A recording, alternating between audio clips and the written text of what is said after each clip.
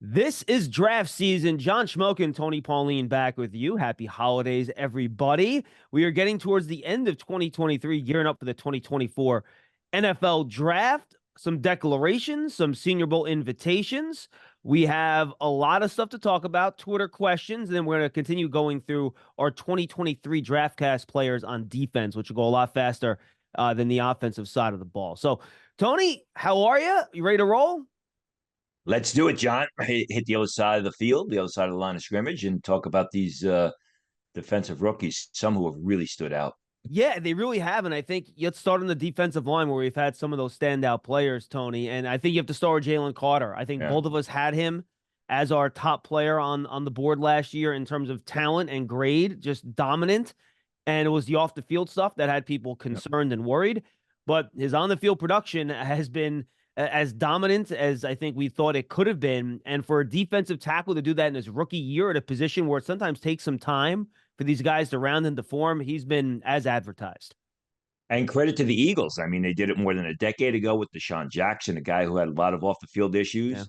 Did it with Jordan Davis. I mean, you bring a guy in, you get him out of his element, you get him around other players. And listen, Carter, like you said, was the number one player on most everybody's draft board. And there was a question of were the Bears going to select him with the number one pick? And then that story broke with the off the field issues, or the I should say the concerns with the that tragic car accident at the combine. I remember we were at the combine when that story broke, and then there were some other issues that he was a guy who got by on natural ability, didn't work that hard. But I mean, this is the Jalen Carter that we expected to see. This is the guy that was graded number one in the draft. This was the guy that the Bears passed on and then traded down twice, actually, from the number one pick, and then traded down again with Philadelphia so they could get up and grab him. And it's good to see. I mean, it's good to see that the light has gone on for Carter, and he's really being more than just a real good athlete on the football field. He's working hard and everything's clicking for him. And then two other defensive tackles, Tony, and these were both well, Benton was a day two pick. Keanu Benton, who's with the Steelers, and Kalijah Cansey, he was a first round pick. Two very different players, but both of them have been pretty effective this year in the roles they've been asked to play. I think Benton has done well in that situation. You didn't know if he's going to hold up at nose tackle. He's done very well at that position. He's had 33 tackles. He started more than half the season. I think it's been a big win for him. And Cansey, like you said, different type of player. He's more of a one gap type of three technique tackle. Had some more preseason injuries, had a hamstring injury, which really set him back. But there were a lot of people, including myself, who weren't really sold on Cansey because of the fact that he was a bit one dimensional, but he was explosive. He was quick, plays with great leverage, and he plays very hard. And he's proven that on Sunday. Yeah, I was concerned about his power too, Tony. All his wins were quickness. He didn't really run through guys at all. You wondered how he'd hold up there in an NFL season. And he's done, I think, better than I thought he would, especially in his first year. One other guy that I thought has done pretty well is Tui Pelotu, who Yeah. was also a day two pick. I know both of us loved his motor coming out last year, and he has turned out to be a very solid player. Real good pass rusher, a guy who gets a lot of penetration, a disruptive force. They use him standing over tackle. They use him out of a 3-point stance. It's the fact that Boza had an injury. Now he's the only guy out there. They can key on him, but he's done exceptionally well. And there was talk early on that he could be a late first round pick, fell into the second round, and he's done an exceptional job in a variety of ways. Not just the pass rusher. If you watch him play, he's got a good change of direction, makes plays in backside pursuit. And really, he's only going to get better as he physically matures and gets bigger and stronger. Because remember, he came out as an underclassman, so he's a younger guy, and I think his best football is ahead of him. All right, let's go out to the edge now, Tony, unless there's another defensive tackle you want to mention. The other guy that you got to mention is, and we're going to talk about. We talked about Steve Avila last week. I mean, again, the Rams did it with Kobe Turner, the Wake Forest player who a guy who transferred from Richmond, went to Wake Forest, had a solid senior year, went to the Shrine Game, blew it up at the Shrine Game. More again, sort of like your Kalijah Cansey, one gap, three technique tackle, but a guy who, for where he was taken, a lot of people were surprised he went in the third round, has had a real good season. Yeah, and we're gonna switch over to the edge now, and you mentioned the Rams, and he was even Yeah. on my initial list, but you mentioned the Rams, and I think it kind of reminded me of this player. It's someone we talked a lot about last year, And the Rams did not have any high picks last year, but in round 3, they took Byron Young out of Tennessee, Tony, and he has revelation might be a little strong, but he's been a really, really good player for them this year. They've had to rely on a lot of young players on defense, and Byron Young, quite frankly, has been one of them, and he's done a really nice job for them coming out as a rookie. But he's done an exceptional job for him. I mean, he's a guy who, that same quickness and explosion that we saw at Tennessee, and then we saw at the Senior Bowl. I mean, he's been unstoppable at times. He was so good that 2 weeks into camp, the Rams penciled him in as a starter. And you look at the Rams. You said they had no high picks. Well, that's because they traded them all. For the Stafford and all these other Jalen Shannon, all these other players. And, they really didn't care about the draft. Now they've found that they have to rebuild, and they've done a great job with, later round picks, late day 2 picks. And Byron Young is one of them. I talked to somebody in the league. They said the only reason Byron Young was not a first round pick is because he's 25 years old. Older rookie. And they feel that he's tapped out. But heck, even if he's tapped out, he's done an exceptional job creating a lot of pressure up the field. Very tough to stop, and good for Young and good for the Rams. Yeah, really nice job by both Young and the Rams. Again, those 25-year-olds, people worry about that, but he stepped in. He's done a really nice job. Of course, one of the top players in the entire draft last year, Tony, certainly the top edge guy, was Will Anderson, and he's come in. I still don't know about the price Houston paid to move up to take him, but at the very least, he's certainly shown the league and everyone else why Houston wanted to go up to number 3 to draft him. He's been pretty darn good on the edge. Real leader on the field and in the locker room. This is a guy, I believe it was like week 3. His teammates voted him as team captain. So that says something about him. I know he's been nicked up at times, but still, we knew he was a great player, a guy who can rush the passer, did it for 3 years at Alabama. His sophomore year, the numbers were off the charts. Good change of direction. And again, I think it's also one of the reasons that they traded up to get him was because of the leadership and what he showed during the interviews. And that's proven because, as I said, early in the season, his teammates voted him as team captain, which says a lot for a guy who wasn't even in the league had not even played a month of regular season games at that point. Yeah, a couple other guys I want to mention here. 2 guys that one I would consider a disappointment. That's Tyree Wilson for the Raiders. Tony, who was picked 7th overall. He really hasn't done much of anything this year. And look, we knew about the physical tools. He only had 1 year of real production at Texas Tech. And then, Lucas Van Ness got picked at 13. Both of us thought that was a little high. He was raw. He's flashed physical ability, but I think that's going to be a couple-year process to kind of get him up and running. I mean, Wilson came into the draft with an injury. I think it was a surprise that the Raiders took him with number 7. So, and again, like Van Ness, great size, great speed, great computer numbers, but Van Ness was not even a consistent starter at Iowa. So when you took these guys, you had to know there were going to be bumps in the road. Maybe they turn out to be really productive, really dynamic defenders down the road. But based on their college film and the inconsistency, and with Wilson, the injury, you had to know you weren't, at least I felt that you weren't going to get a lot of production out of them as rookies. And Van Ness, I was never very high on. He's more bark than bite. Maybe he turns out to be that player, but he was never a really consistent force or a consistent starter on an Iowa defense. And then Will McDonald got picked just 1 selection after Van Ness did by the Jets. 2 selections, sorry. Van Ness went 13, and Will McDonald went number 15. And he's part of a pass rush by committee, but I think when he's been out there, Tony, we've seen that pass rush ability, which made the Jets pick him at 15th overall.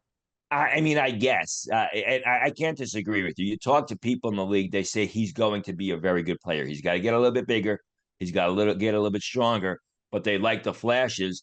I'm not down on Will McDonald, the player. I just think it was a luxury pick and an unnecessary pick for the New York Jets, who were in a win now mode. Really needed offensive linemen. If you remember, they sat around. They let the Steelers move up and take Broderick Jones, who's doing a good job for him at right tackle. A team like the Jets, they also needed receivers. You were watching what Jackson Smith-Njigba's doing. Will McDonald will be a good player in 2 or 3 years. I just don't understand the fit there for a team that was in a win now mode. Keon White, I think, is showing exactly what you expect in terms of him playing in New England, kind of a power rusher. The other guy I want to mention is B.J. Ojulari, Tony, who I thought dropped a little bit in the draft. I loved his tape. He dealt with an injury pretty much all offseason. I don't even think he played in the preseason um, in the NFL, but he's really come on and he's shown those pass rushing chops that we saw on tape at LSU. Big thin guy, underclassman. So you had to know that, he was going to have to get bigger. He was going to have to get stronger, and he was going to have to get used to playing at that bigger, stronger weight. So again, sort of like Van Ness, sort of like Will McDonald, Ojulari was a guy that, when you watched him play at LSU, he was very athletic, and he was more than just a pass rusher. He could drop off the line. He covered a lot of area in space. He could get down the line of scrimmage in pursuit with that speed. But it was just a matter of getting accustomed to the size and the strength on Sunday. I think over time, Ojulari could be a real outstanding pick, just as long as he stays healthy and is able to play at a heavier weight. All right, let's jump to inside linebacker here, Tony. Jack Campbell, he was the first linebacker off the board, a first-round pick by the Detroit Lions. And obviously, year one for linebackers in this league where basically offenses in a lot of ways are designed to pick on linebackers, you're going to have moments that aren't the best. But I think Campbell has shown the Lions exactly what they wanted when they picked him. And I think all the evidence is out there that he's going to be a solid pro. Yeah, absolutely. And it was a surprise pick. No one really thought that Jack Campbell was going to go as early as he did. But he was really solid in all areas. He was well developed. He wasn't dynamic. He wasn't that impact player, but he could play he was a terrific run defender. He was good in pursuit. He was outstanding, or he was very competent, I should say, not outstanding in coverage. So you were getting a complete 3-down linebacker. He was kind of boring, if you will. When you compare him to, say, the Will McDonald, he didn't have that dynamic persona about his game, but he was just really good in every area, and that's what the Lions are getting. Yeah, a player that wasn't boring is a guy that wasn't even drafted, but we did talk about him a fair amount during the process last year, and that's Ivan Pace, Tony. We saw him at the Senior Bowl, runs around like a lunatic, fast, violent, athletic, but he was just 5'10", I think 210 or 215, really undersized linebacker, was a great blitzer in college, and that's carried over. And I think, very fortunate he wound up in a defense that does like the blitz a lot. Didn't really run all that fast in the lead up to the draft. So you had a guy who was small, or at least he was short, didn't run super fast. But when you watch the film in college at Cincinnati, he played like his hair was on fire. He was a guy who was constantly around the ball, constantly making plays. And he's a guy who just defies the measurables. He plays a lot bigger and a lot faster. He's football fast. A lot of it are the instincts. He's got it going on between the ears. And, good for him. Because he's taken hold of his opportunity. I believe he's got 77 tackles this season. He's constantly around the action, sells out to make plays. That's what he was in college. With Ivan Pace, it's just a situation that he didn't meet the measurables. He didn't have the computer numbers that teams want. Took a flyer on him in the as a PFA, undrafted free agent, and it's worked for him. Yeah, Brian Flores loves to blitz with Minnesota, so he certainly is fit in there, something he did well in college. Let's go to cornerback here, Tony, unless there's any other linebackers you want to bring up before we move on. Nope, none other. Perfect. Let's go to the defensive backs here. First few defensive backs selected, I really think, except for one, and we'll get to that, you have to be happy with what they've shown you so far, Tony. Before he got hurt, Christian Gonzalez was playing a high brand of football. Devin Witherspoon's dealing with an injury. When he's played, he's been phenomenal. And then even Brian Branch, who I know is a safety, but he's like really more of a inside slot cornerback. He was another pick by the Lions in this draft. He's played extremely well. And then throwing Joey Porter Jr., he didn't start the year for Pittsburgh. They like to bring their rookies around slowly. We saw that with the offensive tackle we talked about last week. But since he's been in there, he's played really good football, really good early returns for those four players, which are four of the top 5 DBs picked. Yeah, I think with Porter, it's a situation where he's got to learn not to hold receivers, because that's going to be a penalty, especially on Sunday. And that was the big knock on him. And he's starting to do that. He's a big physical guy. He's very athletic, excellent bloodlines. And he's really showing why a lot of us thought he was going to be the third or fourth cornerback, a first-round pick off the board last year, and he fell. Witherspoon was phenomenal. I mean, when he's on the field, he is phenomenal. He sort of like Sauce Gardner from a year ago in his play and his ability to make plays and his ability to shut down the opponents. Christian Gonzalez was really good from the get-go before the injury. And it's kind of interesting because Bill Belichick usually likes to redshirt his rookie players. Not him. Christian Gonzalez was so good from the get-go. He had to put him on the field. Brian Branch is a guy who I loved. I mean, I loved him throughout the process. I loved his tape. The only thing about Brian Branch was he ran a 4.58 at the combine. So where do you draft a guy with 4.58 at the combine? You can't draft a defensive back. You can't draft him in the first round.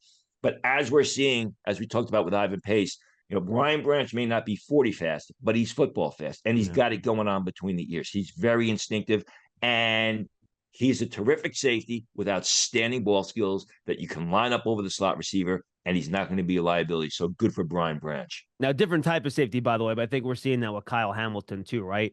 The Ravens are putting him in a right spot. He didn't run all that well. His athleticism wasn't great, but I think with the safety position, so much of this is instincts and being able to read things and get there quickly and react and stuff like that. And, obviously, hey, Branch and they're very different players in terms of where they play on the field and stuff like that. But just, instincts and football fast, those things are really important, Tony. One first-round corner that we did not mention because he has not really met expectations for Washington this year, that's Emmanuel Forbes. He did start for them at corner to begin the year, did not play well. He had to get benched. He's been playing more since. They've brought him back into the lineup. But we all thought he was a little early at 16, getting picked ahead of Christian Gonzalez, a lot of ball production in college, very slender player. And it's been a little bit of a rough go for him to start his NFL career.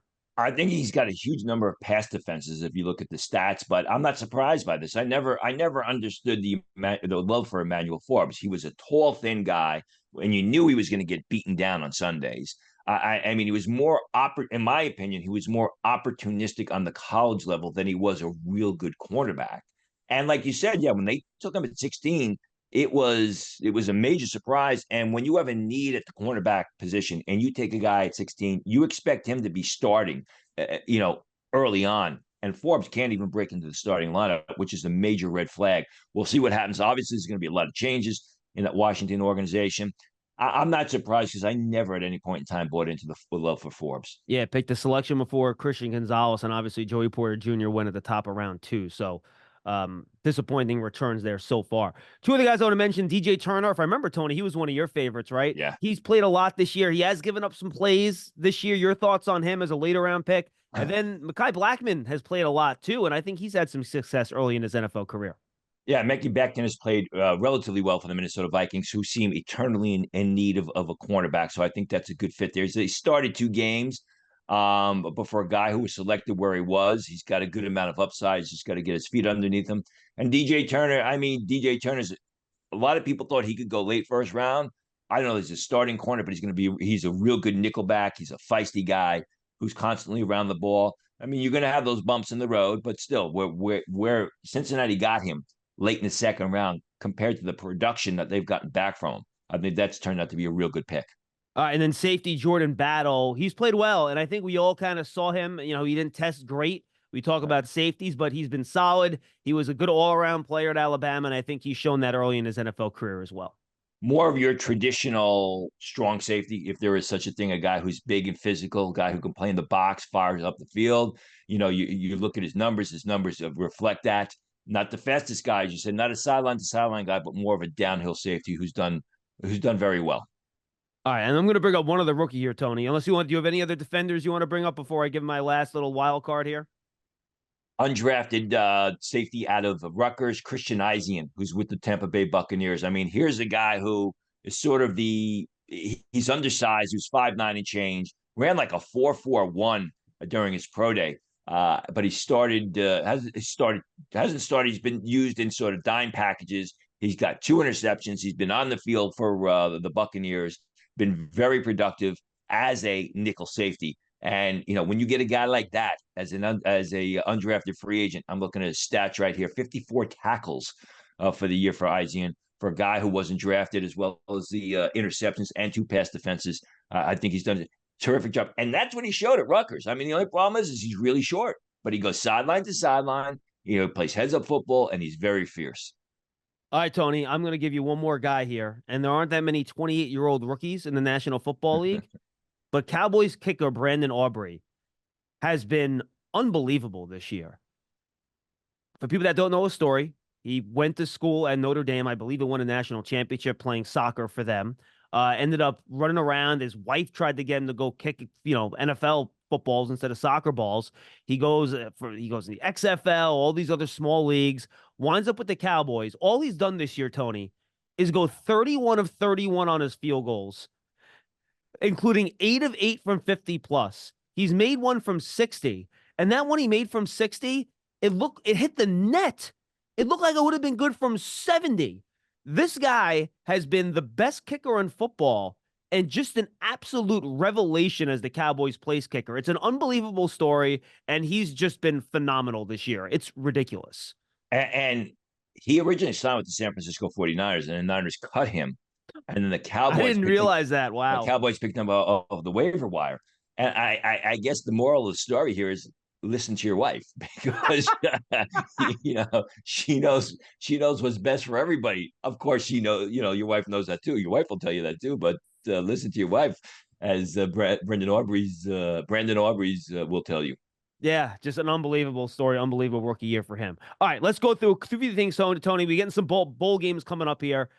We had the Toastery Bowl already happen, which, obviously there's a lot of tradition there. A lot of excitement for that. One game I know you wanted to mention, which has some interesting players in it, is Troy visiting Duke in the Birmingham Bowl. And there are a couple players here, including one that's going to be in the Senior Bowl. Well, Graham Barton, the left tackle for Duke, he's a very athletic guy, 6'4.5", just under 310 pounds, probably going to run under 5 at the combine. He's an athletic pass rusher who's going to be kicked inside the guard on Sunday, and it's probably going to be using a zone blocking system. I heard at the Senior Bowl, Tony, they're going to put him at center a little bit too to see if he probably could do there. that. Yeah, and the better he does at all the positions, the more his stock will rise, because the more value he has for teams. Now he's going up against Troy, and Troy has a pair of outstanding pass rushers to keep an eye on. Javon Solomon, I've not seen his name on any of the postseason All-Star games. I may be missing that, but Javon. No, actually, it was announced a couple days ago. He actually accepted an invite to the Senior Bowl, so he will be in Mobile. And that makes a lot of sense. I mean, he goes to Troy. Troy's in Alabama, so a little hometown flavor there. I mean, this is a guy he's athletic, he's explosive, makes a lot of plays up the field. I think he's more of your traditional 3-4 outside linebacker. I think he's a little bit more than just a pass rusher. He reminds me a little bit of the kid from Appalachian State last year that went in the 3rd, 4th round that we saw at the Senior Bowl. A little bit undersized, but very athletic, makes a lot of plays up the field. And they have another kid by the name of Richard Jubinor, 6'3", 233 pounds, went back for another senior season. Both of these guys are real good up the field type guys who get a lot of pressure, who can create a lot of havoc. It's going to be a good matchup against Barton of Duke, going up against these two guys. Couple of declarations over the past week, Tony. I don't think we mentioned Jeremiah Trotter Jr. He did declare from Clemson. Leonard Taylor from Miami, the defensive tackle who we've talked about, he declared. And then the big one is Jaden Daniels put out his declaration as well, that he's leaving LSU and going into the NFL draft. No word of whether or not he's going to go to Mobile at the Senior Bowl, which I think would be smart if he did. Right. And we've seen, guys like Justin Herbert go there, guys like Baker Mayfield, like really good quarterbacks have gone there. And I think that could help solidify him. I think he's seen as a top 15 pick right now, but could he be a top 10 pick, a top 5 pick? I think doing Mobile would help that a lot if he decided to go that route. It's kind of an interesting situation, because if his agent is getting feedback that Daniels is already a top 12 pick, I doubt we see him at the Senior Bowl, because he's not going to bypass Caleb Williams or Drake May. No. So if they're pretty certain that he's going to be a top 12 pick, they're probably not going to go to Mobile. There's no reason to go to Mobile. The other thing with the with the Senior Bowl is with the quarterbacks, it's basically every position.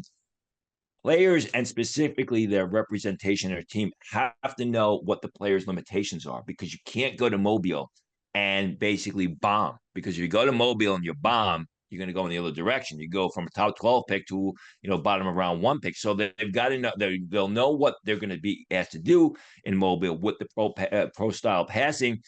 Is he capable of that? So you've got to look at it. I agree with you. You got to look at it from both sides of the spectrum. I agree with you. I think, especially at the quarterback position, Phillip Rivers, we can go on and on and on. Guys Donovan McNabb through the history who went to the Senior Bowl just had great weeks. Mac Jones, Daniel okay, Jones, right? had great weeks and watch their draft stock go through the roof. I think that opportunity is there for Caleb Williams, especially since we're not going to see for Jaden Daniels, especially since we're not going to see Caleb Williams and Drake May there.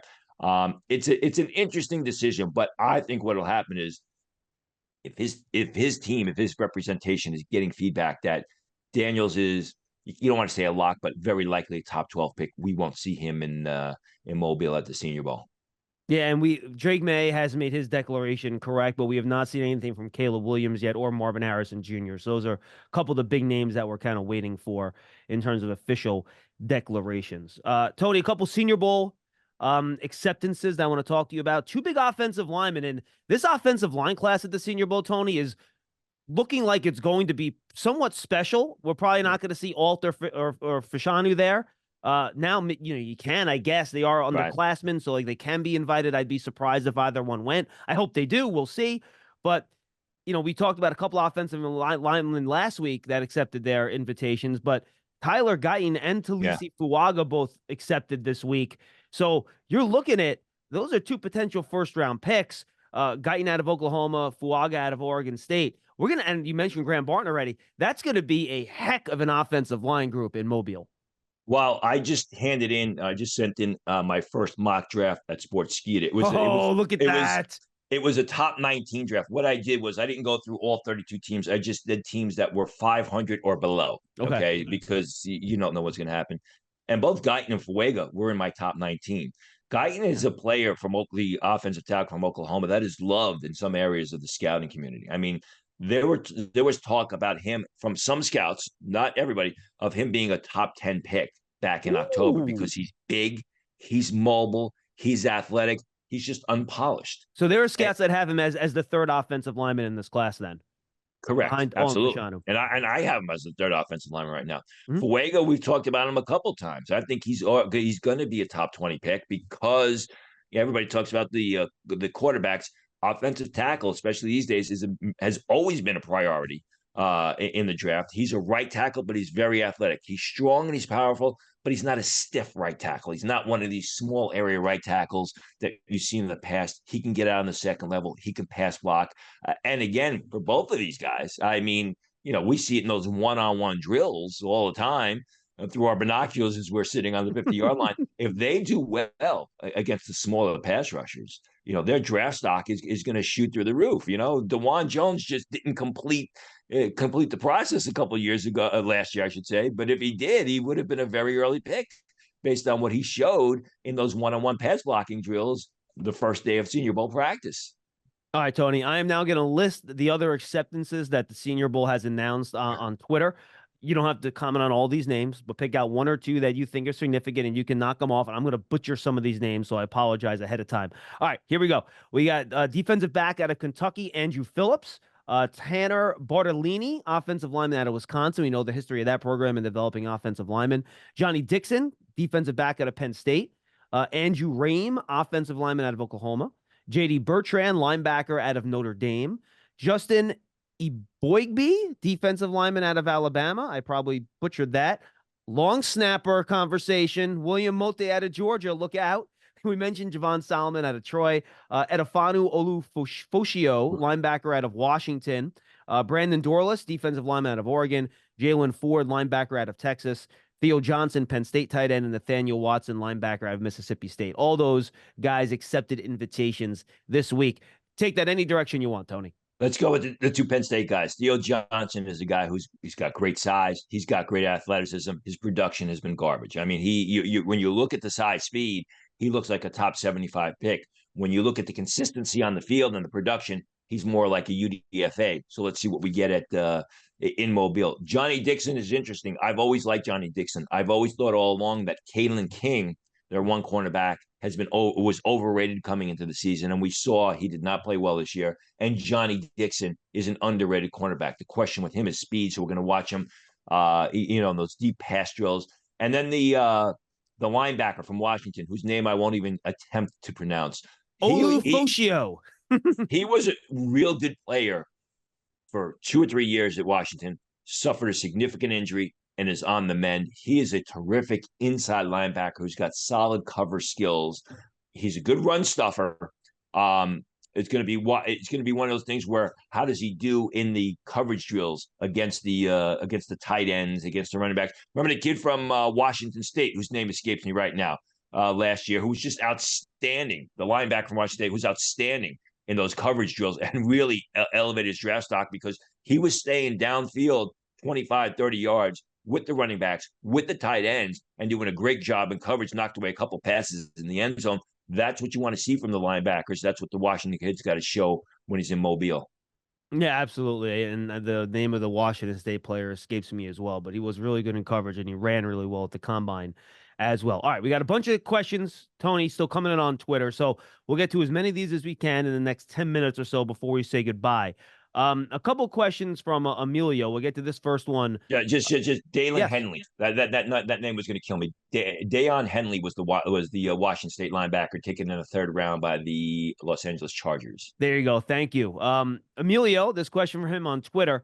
How good is Malik Neighbors? Do you think he's going to be worthy of a top 10 pick in this year's draft? No, I think he's a very nice wide receiver, but as we've talked about time and time again, he is in my top 19 in the my mock draft of Sportskeeda. But you're asking top 10, is there a team in the top 10 that's going to need another receiver? As we've talked about before, it's Marvin Harrison and everybody else. And I think Malik Neighbors is the first receiver of that group of everybody else, but I don't think he's good enough to be a top 10 selection. Would you have him ahead of all the wide receivers in last year's draft? That's a question from me, not from Twitter. Yeah. So Jordan Addison, Jackson Smith-Njigba, Quentin Johnston. I think those are probably the top three ahead there. Yeah, I'm going to say now I was partial to Jackson Smith-Njigba. I had him rated higher than most. I would not put Malik Neighbors ahead of Smith-Njigba. They're different types of receivers. I mean, Smith-Njigba is just a tremendous route runner, where Malik Neighbors is probably more of a better vertical threat, more of a better downfield pass rusher. But I would have Smith-Njigba rated higher. Then again, I was very partial towards him. This question in from @BigBlueHope.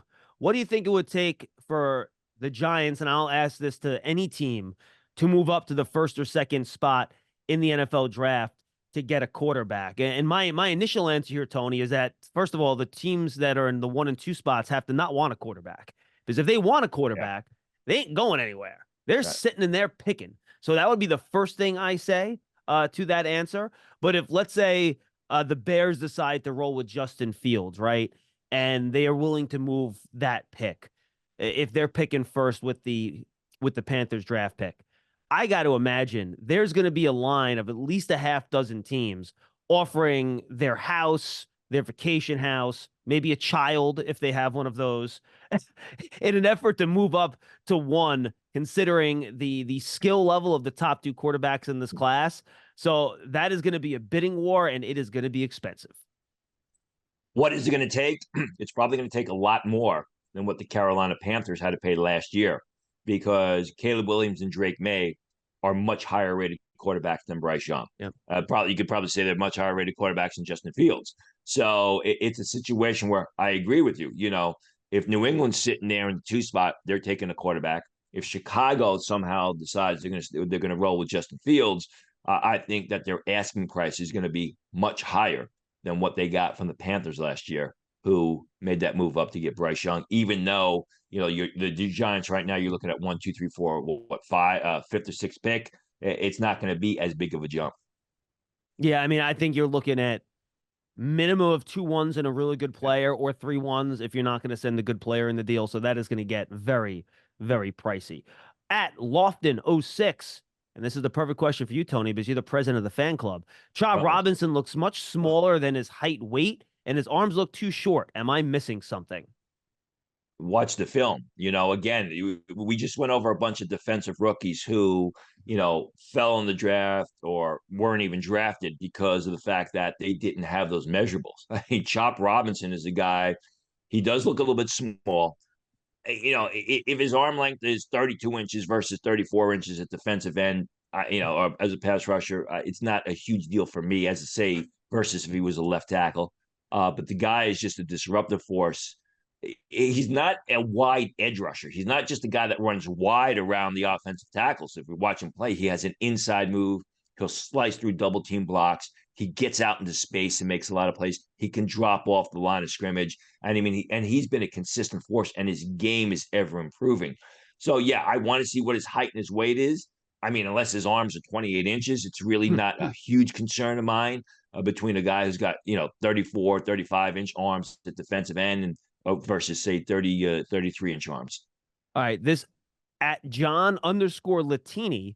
Where do you think a good spot for Zach Zinter could be coming off of the fact that he broke his leg at the end of the year? He might be the draft's best guard. Tony, how do you think that injury affects where he might get picked? And even before the injury, where did you have him going? And before let's go back. He said he may be the draft's best guard. There are some people who like him as the best guard in the draft. A lot of people. I have Cooper Beebe graded as my highest graded guard. A lot of people like Troy Fautanu of Washington, their left tackle who projects the guard as their number one guard. Different types of players. Fautanu is more of your zone blocking guard. Cooper Beebe, Zach Zinter are more of your power gap blockers. Now, before the injury, I had Zach Zinter as a second-round choice. Obviously, going to have to wait and see what the medicals are. But I think, is he going to play in 2024? When will he be ready to play? Because remember, that injury happened, December 1st or whatever it was against Ohio State. I'm sorry, the last weekend in November. The Thanksgiving was early this year. So that was a late injury. You got to wait and see when he's going to be able to play. You got to see the degree of the break. I think right now you got to look about maybe fifth round area. If he checks out medically and they think there's a chance he can play late in 2024, maybe he moves up to the fourth round. Third round is also a possibility. But again, he's a power gap blocker. And when they do the MRIs, when they look at the X-rays of the break, they'll have to make their decision. And it's not the same for every team. Some team will say, hey, yeah, this guy will be able to be on the field in October, or another team will say, he's not going to be able to play in 2024. All right, we're going to put a pin in this question from @MetMavs910. Who are some smaller school players we should be aware of as the pre-draft process ramps up? We will do a smaller school draft prospect show probably at the beginning of January. So make sure you come back in and you tune in for that. This one from @PassFirst11, our guy Bam Bam. He wants to know, how many true, in your opinion, Tony, blue chip prospects are there in this draft class? Right now, I'm looking at the two quarterbacks, the two offensive tackles, Fashanu and Alt. I'll throw in Brock Bowers and Marvin Harrison Jr. So I think those are my 6 true blue chip guys in this class. Yeah, I would agree. Those are the same exact 6. After that, I got Chop Robinson, Dallas Turner, Kool-Aid McKinstry, Jaden Daniels. But, I think those guys would not be considered blue chip in the sense that they've got more downside risk. I think the 6 guys that you mentioned, the 2 quarterbacks, Marvin Harrison, Brock Bowers, and the 2 offensive tackles, those are the guys that you expect to be day one starters. Those are the guys that you expect to have an impact early on, where with your other guys, Chop Robinson, Dallas Turner, they're more scheme-specific type players, where with Fashanu and Alt and everybody else, they basically are plug-and-play type of guys. So I would agree with that. All right, couple more questions here. NFL 121 White, he wants to know, as a Cardinals fan, they're picking 3rd right now. If they stay at that pick, do you see them targeting a Marvin Harrison Jr. or trying to pair Paris Johnson Jr. with an Olu Fashanu or Joe Alt? What do you think? I have them in my mock draft taking Marvin Harrison Jr. I agree with that. I think, Fashanu, they took Paris Johnson last year. They moved him to right tackle. You take Fashanu, you basically have 2 left tackles. I think Kyler Murray is going to be pushing hard for Marvin Harrison when he eventually enters the draft. Wouldn't be a bad idea to go with one of the tackles. But again, I mean, Marvin Harrison Jr., on my board anyway, is rated much higher than any of the offensive tackles. They need a receiver. So I think it's a perfect fit where you have best player available that also fills a need. All right, Martin Gennaro wants to know, a couple years ago, Aeneas Williams, a wide receiver from Texas A&M, was getting a lot of buzz. His name seems to have quieted down a lot. Any chatter in regards to him? Off the top of my head, no. Let me look at my board here. Again, off the top of my head, no. Aeneas Williams or Aeneas Smith. That's why I Oh, think well, he may be maybe. talking. Well, he rode Williams, but maybe Right. he I meant think he Smith. may be talking about Aeneas Smith. Okay. Okay, fine.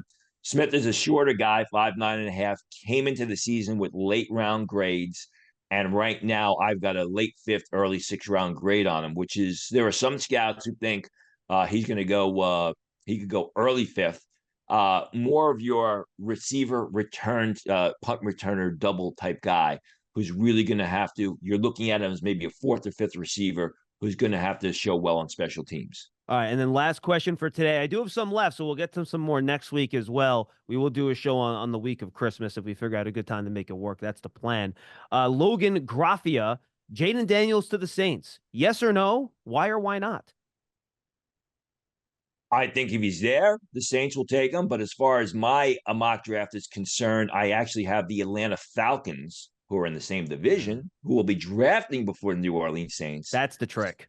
selecting Jayden Daniels before the New Orleans Saints are ever called to the board. It checks so many boxes, right? That they need to address the Saints need to address the quarterback position. Every year we think they're going to take a quarterback in the first round, and then they take an interior offensive lineman or something like that. Or a pass rusher. Yeah. Right, well, you know what's going on. Obviously, basically New Orleans to Baton Rouge is what? It's an hour or 2 hour drive. So you basically would have not just your Saint fans, but your LSU Tiger fans there. It fits a lot of boxes. The question is Jayden Daniels going to be there? In my first mock draft or attempt in a mock draft, I had him going, what was it, like 3 or 4 picks earlier to the Atlanta Falcons. Yeah, and look, the Saints are not shy about trading up for guys that they like, Tony, over the course of. No, they're not. They will move and they'll give up picks for years if they want to go get the guy that they want. And look, there's a chance the Saints right now, they're tied with Tampa. Tampa's the tiebreaker, but they could win the NFC South. In which case, they're going to be picking like 18th or whatever it's going to be, right? So a lot still to figure out here in terms of, putting players with teams. We don't even know the draft order yet, which is why these early mock drafts are so tough. But it's just something to keep an eye on as we move forward. All right, I have more questions. I'll save them for next week. And starting next week, Tony, we start getting to some of the serious bowls. So we'll go through some of the bowl games. Why don't we take a closer look at your mock draft next week, too? That could be a little bit of fun. We'll do that. And a whole lot more coming your way on draft season. Tony, I'm not going to talk to you until after the holidays. Merry Christmas. Enjoy it with your family, and we'll talk to you next week. Thanks, John. Merry Christmas to you and your family. Happy holidays to all of our loyal viewers. Thank you. Absolutely. Thanks for being with us, everybody. For Tony Pauline, I'm John Schmelk. Check out all of Tony's work, including his latest mock draft on Sportskeeda. We'll see you next week. Happy holidays, everybody. Merry Christmas.